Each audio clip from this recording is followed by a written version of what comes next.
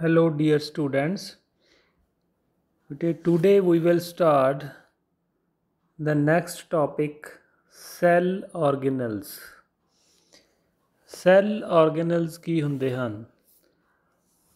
ਅਸੀਂ ਦੋ ਚੀਜ਼ਾਂ ਹੁਣ ਪੜ੍ਹ ਚੁੱਕੇ ਹਾਂ, ਪਲਾਜ਼ਮਾ ਮੈਂਬਰਨ ਦੀ outer layer of cell and nucleus ਦੀ ਸੈਂਟਰ ਆਫ ਸੈੱਲ ਦੀ central part of cell nucleus ਸੇ ਉਸ ਦੇ ਵਿਚਕਾਰ जो एरिया है दिस वन ये सारा साइटोप्लाज्म ਦੇ ਵਿੱਚ बहुत सारे पार्ट ਹਨ जो ਤੁਸੀਂ देख सकते हो।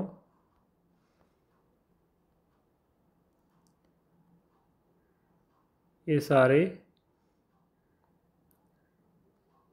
Rough endoplasmic reticulum, mitochondria, ribosomes, lysosomes, Golgi apparatus, smooth endoplasmic reticulums, ਇਹ ਸਾਰੇ ਜੋ ਵਿੱਚ ਤੁਸੀਂ ਸਾਈਟੋਪਲਾਜ਼ਮ ਦੇ ਦੇਖ ਰਹੇ ਹੋ, ਇਹ ਸਾਰੇ ਜੋ ਪੋਰਸ਼ਨ ਹਨ ਥੀਸ ਆਰ ਕਾਲਡ ਸੈੱਲ ਆਰਗੇਨਲਸ। ਅਸੀਂ ਬਰੀਫਲੀ ਸੈੱਲ ਆਰਗੇਨਲਸ ਪੜ੍ਹਾਂਗੇ, ਕਿਹੜੇ ਕਿਹੜੇ ਹੁੰਦੇ ਹਨ ਤੇ ਇਹਨਾਂ ਦੇ ਕੀ ਕੀ ਕੰਮ ਹਨ।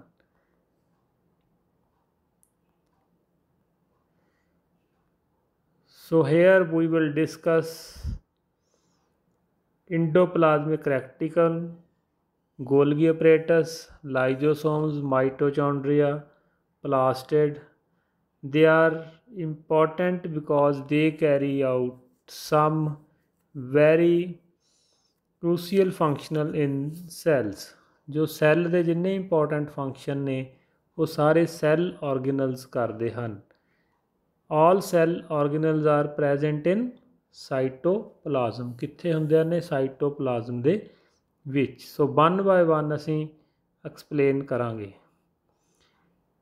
फर्स्ट वन की है, पहला ऑर्गेनल इंडोप्लाज्मिक रेक्टिकुलम। इसनूं ER भी बोलते हैं, इसकी short form ER। These are of two types, ये दो टाइप के हैं, rough endoplasmic reticulum RER and smooth endoplasmic reticulum SER। ਇਹਨਾਂ ਦੇ ਵਿੱਚ ਇਹਨਾਂ ਦੇ ਫੰਕਸ਼ਨ ਕੀ ਹਨ?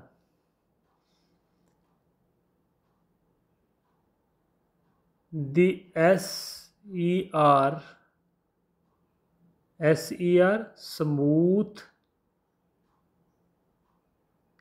endoplasmic reticulum helps in manufacturing of fat molecules and lipids important for cell function। ਇਹ ਸੈੱਲ ਦੇ ਕੰਮ ਕਰਨ ਲਈ ਫੈਟ ਮੋਲੀਕਿਊਲਸ ਨੂੰ ਪੈਦਾ ਕਰਦੇ ਹਨ। ਇਸ ਦਾ ਕੰਮ ਹੈ ਫੈਟ ਪੈਦਾ ਕਰਨੀ। ਤੇ ਜੋ ਤੇ ਜੋ दूसरा इंडोप्लाज्मिक रेक्टिकुलम है RER rough endoplasmic reticulum looks rough under microscope. ये माइक्रोस्कोप नाल देखण ते रफ नज़र आउंदा है, तो जिहड़ा समूथ है वो बिल्कुल प्लेन साफ नज़र आउंदा है। These are the sites of protein manufacture. ये प्रोटीन बनाउंदा है, सैल दे लई ये प्रोटीन बनाउंदा है। ते SER है जिहड़ा फैट क्रिएट करता है। सो इस दे फंक्शन ने जिहड़े इसनूं ब्रीफली ही याद रखना है। सैकेंड जिहड़ा ऑर्गेनल्स है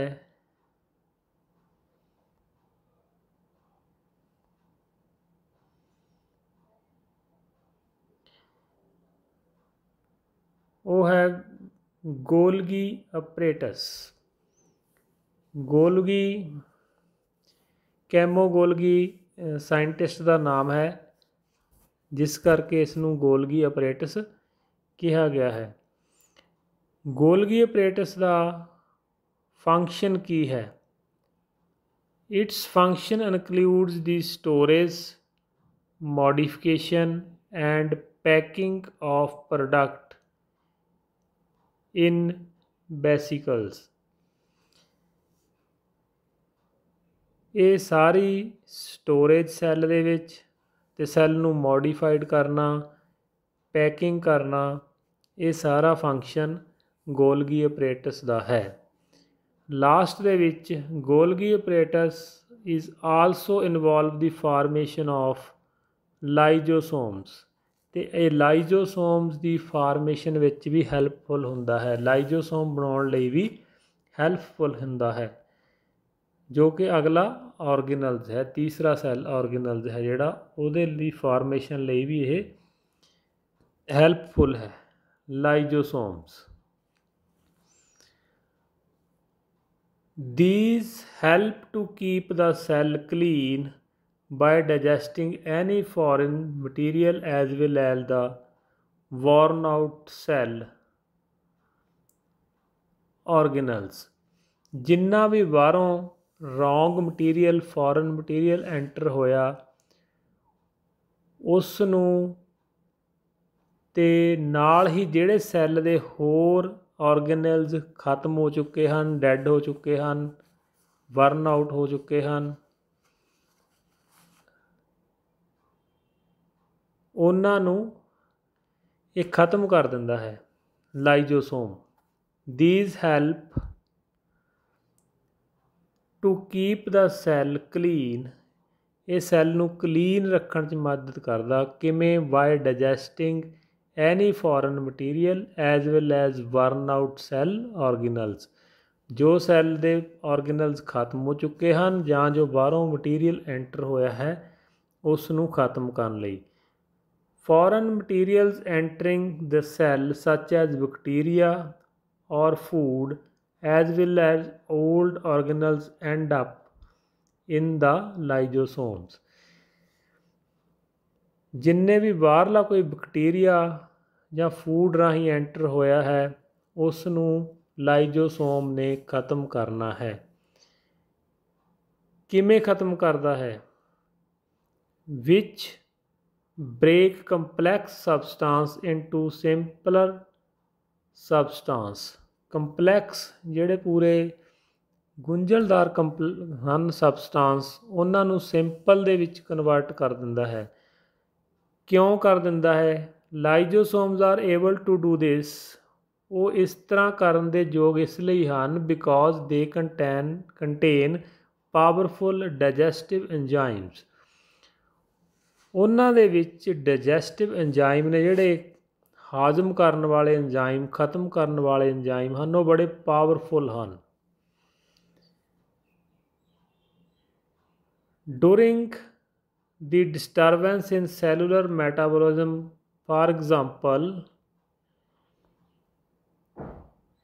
ਵੈਨ ਸੈੱਲ ਡੈਮੇਜਡ, ਈਵਨ ਜਦੋਂ ਸੈੱਲ ਖੁਦ ਡੈਮੇਜ ਹੋ ਜਾਂਦਾ ਹੈ, lysosomes may burst and the enzyme digest their own cell। ਇਹ ਆਪਣੇ ਹੀ ਸੈੱਲ ਨੂੰ ਵੀ ਡਾਈਜੈਸਟ ਕਰ ਜਾਂਦਾ ਹੈ, ਆਪ ਹੀ ਸੈੱਲ ਨੂੰ ਮਾਰ ਦਿੰਦਾ ਹੈ। therefore lysosomes are also known as suicide bags। ਇਸ ਨੂੰ ਸੁਇਸਾਈਡ ਬੈਗ ਵੀ ਕਿਹਾ ਜਾਂਦਾ ਹੈ। ਇਹ ਤੁਹਾਨੂੰ ਕੁਐਸਚਨ ਵੀ ਹੈ, ਉੱਥੇ ਵੀ ਪੜ੍ਹ ਲੈਣਾ ਹੈ। ਸੋ ਪਹਿਲਾ ERC, ਅਤੇ ਸੈਕਿੰਡ ਸੀ Golgi apparatus, third lysosomes, and the fourth one is mitochondria. Mitochondria ਕੀ ਹੈ? ਤੁਹਾਨੂੰ ਫਸਟ ਲਾਈਨ ਤੋਂ ਹੀ ਕਲੀਅਰ ਹੋ ਜਾਣਾ। Mitochondria are known as the power house of cell. ਇਸ ਨੂੰ ਸੈੱਲ ਦਾ ਪਾਵਰ ਹਾਊਸ ਵੀ ਕਿਹਾ ਜਾਂਦਾ ਹੈ। ਇਹ ਸੈੱਲ ਨੂੰ ਸਾਰੀ ਐਨਰਜੀ ਦਿੰਦਾ ਹੈ। ਮਾਈਟੋਚੌਂਡਰੀਆ ਹੈਵ 2 ਮੈਂਬਰਨ ਕਵਰਿੰਗ। ਇਸ ਨੂੰ 2 ਮੈਂਬਰਨਸ ਕਵਰ ਕਰਦੀਆਂ ਹਨ। The outer membrane is porous while the inner membrane is deeply folded. ਪਹਿਲੀ ਪੋਰਸ ਹੁੰਦੀ ਹੈ, ਉਸ ਵਿੱਚ ਸੁਰਾਖ ਹੁੰਦੇ ਹਨ, ਪੋਰਸ ਹੁੰਦੇ ਹਨ, ਤੇ ਨੈਕਸਟ ਜਿਹੜੀ ਮੈਂਬਰਨ ਹੈ ਫੋਲਡਡ ਹੁੰਦੀ ਹੈ। The energy required for various chemical activities needed for life is released by the mitochondria in the form of ATPs। ਜਿੰਨੇ ਵੀ ਐਕਟੀਵਿਟੀਜ਼ ਲਈ ਸੈੱਲ ਨੂੰ એનર્ਜੀ ਚਾਹੀਦੀ ਹੈ ਉਹ ਕੌਣ ਦਿੰਦਾ ਹੈ? ਮਾਈਟੋਚੌਂਡਰੀਆ। ਦੈਟਸ ਵਾਈ ਇਹ ਵੀ ਇੱਕ ਕੁਐਸਚਨ ਹੈ, why mitochondria is called power house of cell, because it provides energy for all the activities। ਇਹ ਸਾਰੀ ਐਕਟੀਵਿਟੀਜ਼ ਲਈ એનર્ਜੀ ਦਿੰਦਾ ਹੈ।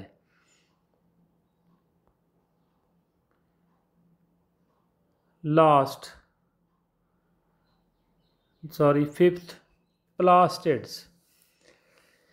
ਪਲਾਸਟਿਡ ਜਿਹੜਾ ਆਰਗੇਨਲਸ ਹੈ ਇਹ ਸਿਰਫ ਪਲਾਂਟ ਸੈੱਲ ਵਿੱਚ ਹੁੰਦਾ ਹੈ। Plastids are present only in plant cells. ਇਹ ਪਲਾਂਟ ਸੈੱਲ ਵਿੱਚ ਹੁੰਦਾ ਹੈ। These are of two types, there are of two types of plastids। ਪਲਾਸਟਿਡ ਦੋ ਪ੍ਰਕਾਰ ਦੇ ਹੁੰਦੇ ਹਨ, ਕ੍ਰੋਮੋਪਲਾਸਟ ਜਿਨ੍ਹਾਂ ਨੂੰ ਕਲਰਡ ਪਲਾਸਟਿਡ ਕਿਹਾ ਜਾਂਦਾ ਹੈ, ਐਂਡ ਲਿਊਕੋਪਲਾਸਟ ਜਿਨ੍ਹਾਂ ਨੂੰ ਵਾਈਟ ਔਰ ਕਲਰਲੈਸ ਪਲਾਸਟਿਡ ਕਿਹਾ ਜਾਂਦਾ ਹੈ। Chromoplast containing the pigments chlorophyll are known as chloroplast। ਇਹਨਾਂ ਦੇ ਵਿੱਚ ਕਲੋਰੋਫਿਲ ਹੁੰਦੀ ਹੈ ਜਿਸ ਨੂੰ ਕਲੋਰੋਪਲਾਸਟ ਕਿਹਾ ਜਾਂਦਾ ਹੈ। ਇਹੀ ਕਲੋਰੋਪਲਾਸਟ ਹੈ which are important for the photosynthesis in plants, ਜਿਨ੍ਹਾਂ ਕਰਕੇ ਪਲਾਂਟ ਦੀ ਫੋਟੋਸੈਂਥਸਿਸ ਹੁੰਦੀ ਹੈ। ਸੋ ਇਹ ਪਾਰਟ ਨੂੰ ਬਰੀਫਲੀ ਇੰਨਾ ਤੁਸੀਂ ਯਾਦ ਰੱਖਣਾ ਹੈ। ਲਾਸਟ ਜਿਹੜਾ ਹੈ ਵੈਕਿਊਲਸ।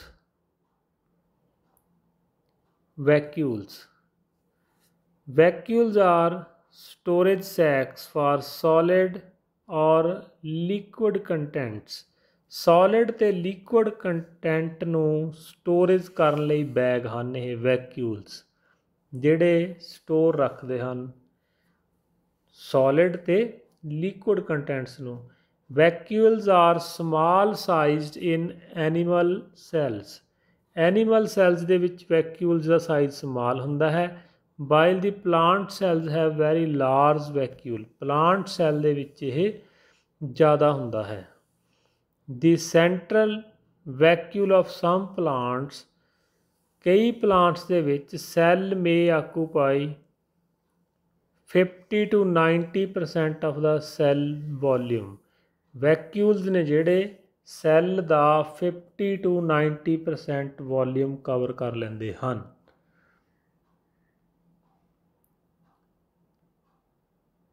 ਸੋ ਇਹ ਵਾਲੇ ਕੁਐਸਚਨ ਤੁਸੀਂ ਆਲਰੈਡੀ ਰਾਈਟ ਵੀ ਕਰੇ ਹੋਏ ਹਨ ਅਤੇ ਇਹਨਾਂ ਨੂੰ ਲਰਨ ਵੀ ਕਰ ਲੈਣਾ ਹੈ। ਹੁਣ ਤੁਹਾਡੇ ਸਾਹਮਣੇ ਆ ਗਏ ਹਨ ਅਤੇ ਤੁਹਾਨੂੰ ਇਹਨਾਂ ਬਾਰੇ ਕਲੀਅਰ ਵੀ ਹੋ ਗਿਆ ਹੈ। By lysosomes known as suicidal bags. Lysosome ਨੂੰ ਸੁਇਸਾਈਡਲ ਬੈਗ ਕਿਉਂ ਕਿਹਾ ਜਾਂਦਾ ਹੈ? ਪ੍ਰੋਟੀਨ ਕਿੱਥੇ ਹੁੰਦੀ ਹੈ? ਇਹ ਸਾਰਾ ਤੁਸੀਂ ਪੜ੍ਹ ਲਿਆ ਹੈ। ਅਤੇ ਲਾਸਟ ਜਿਹੜਾ ਹੈ ਸੈੱਲ ਡਿਵੀਜ਼ਨ, ਇੱਕ ਛੋਟਾ ਜਿਹਾ ਪੋਰਸ਼ਨ ਹੈ ਜਿਹੜਾ ਇਸ ਚੈਪਟਰ ਦਾ ਰਹਿ ਗਿਆ ਹੈ। ਇਹ ਨੈਕਸਟ ਲੈਕਚਰ ਦੇ ਵਿੱਚ ਕਰਾਂਗੇ। ਸੋ ਅੱਜ ਜੋ ਸੈੱਲ ਆਰਗੇਨਲਸ ਪੜ੍ਹੇ ਹਨ, ਜੋ ਕਾਹਦਾ ਪਾਰਟਸ ਹੁੰਦੇ ਹਨ? ਸਾਈਟੋਪਲਾਜ਼ਮ ਦਾ। ਸੈੱਲ ਆਰਗੇਨਲਸ 6 ਆਪਾਂ ਪੜ੍ਹੇ ਹਨ ਮੇਨ ਬਰੀਫਲੀ। ਇਹਨਾਂ ਦਾ ਕੀ ਫੰਕਸ਼ਨ ਹਨ, ਕੀ ਕੰਮ ਕਰਦੇ ਹਨ ਸਾਨੂੰ ਦੱਸਿਆ ਹੈ, ਅਤੇ ਇਸ ਨੂੰ ਯਾਦ ਰੱਖਣ ਦੀ ਕੋਸ਼ਿਸ਼ ਕਰਨੀ ਹੈ ਬੇਟੇ। Okay, thank you, have a nice day.